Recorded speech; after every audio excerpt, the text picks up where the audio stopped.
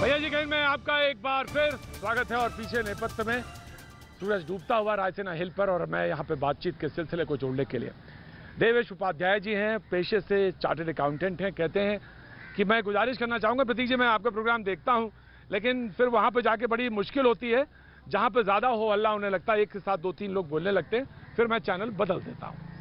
देवेश उपाध्याय जी, मैं भी चाहता हूँ कि आप मेरा चैनल ना बदलें, मेरी बहस देखें और अच्छे सुझाव दें, मैं भी चाहता हूँ। और मैं उन तमाम सारे पैनलिस्ट से कहना भी चाहूँगा, आप हमारे मेहमान हैं, मैं आपसे बार बार कहता हूँ कि एक बार बोलने दीजिए उन्हें। और कोई चीज़ गलत नागवार गुजरती है, आपको अच्छी नहीं लगती है, विचार से सहमत होने की तो ज़रूरत ही नहीं है, आपका अपना विचार है, आप रखिए, जरूर रखिए। मैं टाइम बराबर दूंगा और पैनल पे बराबर टाइम दूंगा।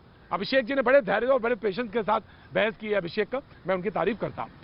विवेक जी, आपको मैं 10 सेकंड देता हूं, आप बोलिए अपनी बात और रखिए, स्पष्ट रूप से बात रखिए। फिर मैं वाजपेयी जी के पास आता हूं, दानिश आपके पास आता हूं, then Congress and then BJP. जी विवेक जी बोलिए। देखिए सुनिए, 1991 के अंदर जब प्राइवेटाइजेशन ग्लोबलाइजेशन की पॉलिसी मनमोहन सिंह लाए थे, तो भारतीय जनता पार्टी ने स्वदेशी जागरण मंच लॉन्च करके स्वदेशी को लॉन्च किया था। उसके बाद ये डेविएट होकर के ग्लोबलाइजेशन की तरफ गए हैं, 100% एफडीआई की तरफ गए हैं। 6 साल से प्रधानमंत्री विदेश घूम रहे हैं। कम्युनिस्टों ने इस बात का खंडन किया है और हमेशा कहा है कि सेल्फ रिलायंट बनिए, लेकिन इन्होंने इस पॉलिसी को फॉलो नहीं किया। मेक इन इंडिया के तहत विदेशी निवेश को ला करके देश को बेचने की कोशिश की गई, हमने फिर खंडन किया। लेकिन इस बात की मुझे खुशी है कि कल मुझे प्रधानमंत्री के भाषण में नेहरूवियन इकोनॉमिक्स को वापस लाने की झलक दिखी।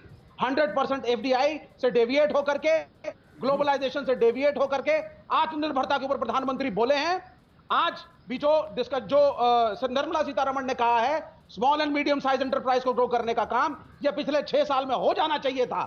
कोई बात नहीं, देर आए दुरुस्त आए। अब माइग्रेंट लेबर के लिए भी कुछ कहिए, लेबर रिफॉर्म्स करिए, लेबर के हाथ में जो कानून है उसको खींचिए मत।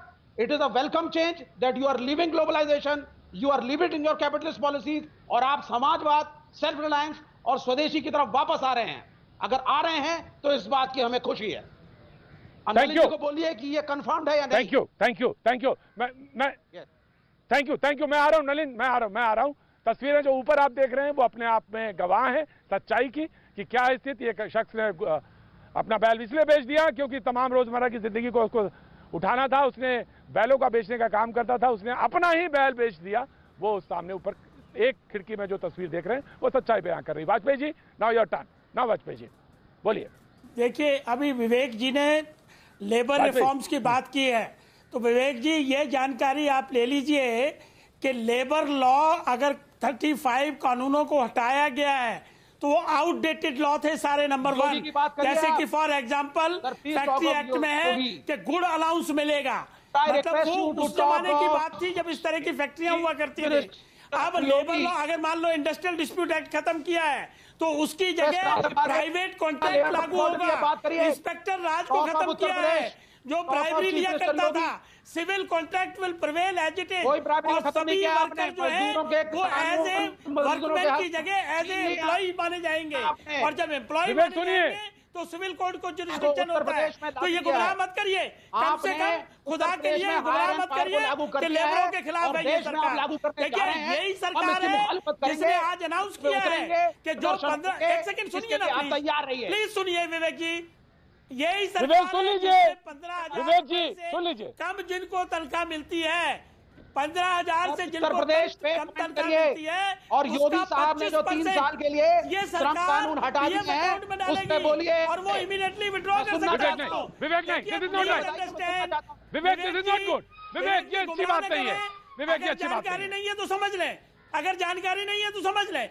देखिए, जब हमको अपने आप को ग्रो करना है, अपने आप को विश्व गुरु बनना है, तो उसके लिए लैंड लॉ में भी तब्दीली होगी, लेबर लॉ में भी तब्दीली होगी, लेकिन वो एक्सप्लॉइटेशन नहीं मानी जाएगी। प्लीज अंडरस्टैंड कि इट इज नॉट एक्सप्लॉइटेशन, क्योंकि they are protected under the civil law. देखिए, गुमराह मत करिए, आपकी फिलॉसफी फेल हो चुकी है। ये सरकार कंसर्न है, इसी सरकार ने सबसे पहले 1,70,000 करोड़ का पैकेज जो दिया वो मजदूरों के लिए दिया, किसानों के लिए दिया। तो आप ये कैसे कह दोगे कि आपको चिंता नहीं है? 650 ट्रेन हम चला चुके हैं, अब तक 650 ट्रेन चला चुके हैं बकायदा, और जिसमें माइग्रेंट लेबर पहुंच गई है।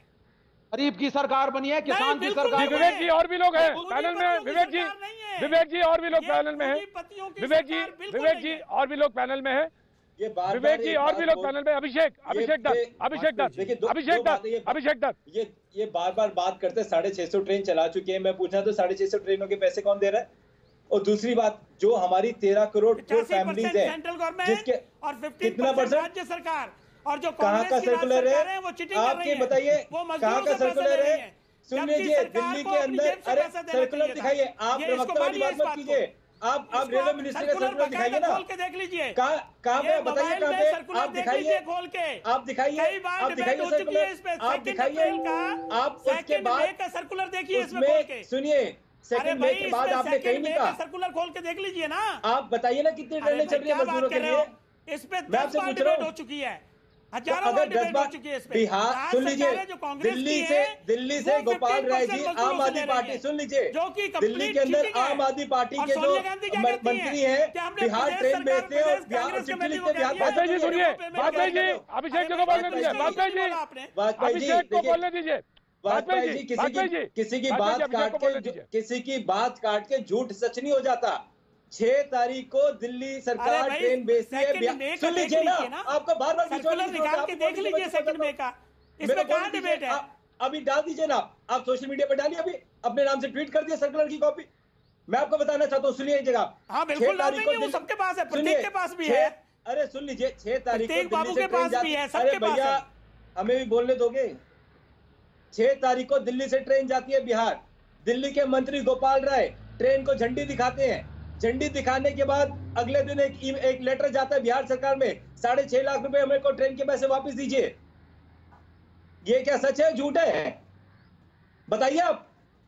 आज अगर दिल्ली से, सुन लीजिए, लेकिन जिस सरकार से ट्रेन चलेगी वो उस सरकार को बहन करना है, ये समझ लीजिए क्लैरिफिकेशन। 6.5 लाख की तो ट्रेन है, अगर दिल्ली से सुनिए ना, तो गुमराह कर रहे हैं भैया। दिल्ली से अगर मजदूर जाएंगे बिहार, दिल्ली सरकार को देना है वो पैसा, बिहार को नहीं देना है। पैसा आता है कितना, कितने की ट्रेन आती है दिल्ली से बिहार जाने में? दिल्ली से बिहार जाने में कितना खर्चा आता है ट्रेन का? 6.5 लाख रुपए आता है, नहीं आता? तो सेंटर कितने बने? सवाल ये नहीं है, सवाल ये है, मेरा सवाल ये है, पॉलिसी डिसीजन कि जिस राज्य से मजदूर जाएंगे ये उस राज्य सरकार की जिम्मेवारी है। आप बताइए मुझे। इसी तरह खाना देने की जिम्मेवारी उस राज्य सरकार की है। सेंट्रल गवर्नमेंट ने 46,000 करोड़ का राशन राज्य सरकारों को दिया है। आप कहते हैं 3 महीने फ्री, अभिषेक आपका सवाल लिया, अभिषेक आपका सवाल आया, वाजपेयी आपका सवाल के इसके अलावा कोई नेक्स्ट पॉइंट है? नेक्स्ट पॉइंट है, हाँ फाइनल पॉइंट। अगर ये कह रही हैं बीजेपी के प्रवक्ता की बहुत अच्छी सुविधाएं हैं, ट्रेनें चल रही है, खाना मिल रहा है, सबका ध्यान हो रहा है, तो लाखों करोड़ों लोग रोड पे पैदल क्यों चल रहे हैं? ट्रेनों के नीचे, बसों के नीचे आके क्यों मर रहे हैं? इस बात का जवाब देंगे आप? या उनको शौक है पैदल चलने का? क्यों आप चलेंगे पैदल अगर टिकट मिल रही है तो? इसके लिए राज्य सरकार जिम्मेदार है। जब सारी व्यवस्था कर दी आपने, खाने का इंतजाम कर दिया, गाड़ी का इंतजाम कर दिया, तो बेचारे बैल बंद कर लोग क्यों आते? शेल्टर हाउस बनाए, कोई बैल बेच रहा है, कोई रिक्शा बेच रहा है।